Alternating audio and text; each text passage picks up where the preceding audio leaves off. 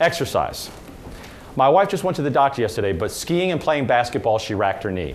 And I tell her this all the time.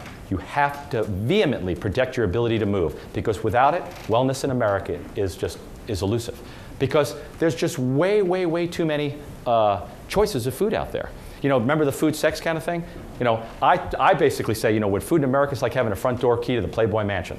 You know, calories-wise, you know. Now, I asked my wife, I said, what would be the female equivalent of that? You know, without missing a beat, she said, a Nordstrom's credit card with no limit. I got to talk to that woman. But you have to understand that exercise has got to be part of your life. Otherwise, you're not going to make it in America. There's just way too many opportunities for you to eat fun calories. Dinner parties, going out to restaurants. I mean, Krispy Kreme donut sales at the front door of O&I, right? I mean, it's all out there. Sodium. Here's another one. And a lot of people that I talk to, they think, well, I'm going to cut down on the sodium because I won't put any salt on my food.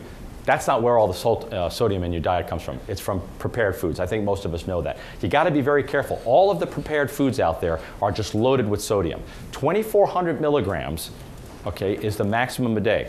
1,600 if you have high blood pressure. I have found, you saw if you go back, my blood pressure went from 140/90 to 110/70. And I don't take blood pressure medication. I'm the only person in my family that doesn't take blood pressure medication. And I'm very careful. I'm convinced it's my ability to stay away from prepared foods and sodium that has helped me maintain my blood pressure at a low level. My brother is 2 years younger than me, so he's been on blood pressure medication for years.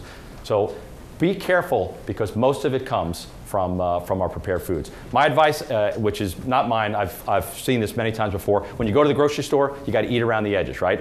Because of logistics and resupply, all the fresh stuff is around the edges of the grocery store. That's where you get your dairy, your meats, your vegetables, all that kind of stuff. So you look at that. I tell people only go into the aisles for soap and light bulbs. There are exceptions. One of them is Cheerios. And the reason I use this is not only to show all the great stats on Cheerios. Cheerios is a great food. I love it. I eat it for breakfast. I think it's a fantastic cereal. But I could talk in an entirely different lecture, clinically proven to help reduce cholesterol. That is not a structure and function claim as defined by the FDA.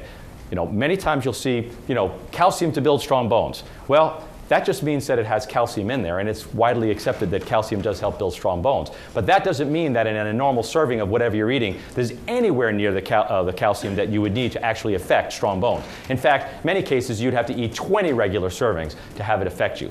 This has to meet FDA scrutiny.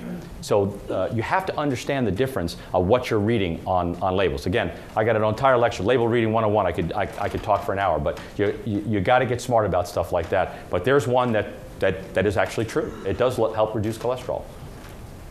Here are the 14 best superfoods. I got to think of his name. The guy that wrote Superfoods RX.